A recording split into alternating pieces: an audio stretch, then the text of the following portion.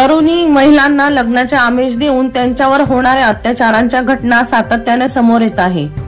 अशीच एक घटना जळगाव शहरातून समोर आली आहे। लग्नाचे आमिष दाखवत 23 वर्षीय महिलेवर अत्याचार केल्याचा प्रकार उघडकीला आला। याबाबत संशयित विकास प्रकाश अडकमोल वय 23 राहणार गेंदालाल मिल जळगाव याच्या विरुद्ध MIDC पोलीस ठाण्यात एकावर गुन्हा दाखल करण्यात आला आहे।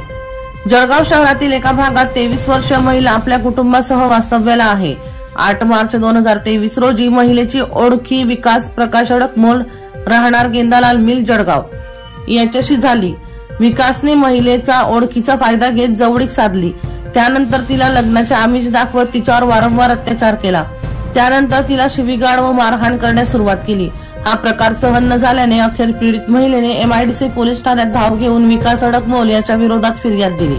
संशयित आरोपी विकास प्रकाश अडकमोल याच्या विरोधात MIDC पोलीस ठाण्यात गुन्हा दाखल करण्यात आला आहे। सुनील पाटील यांचा रिपोर्ट, बुलंद पोलीस टाइम्स जळगाव।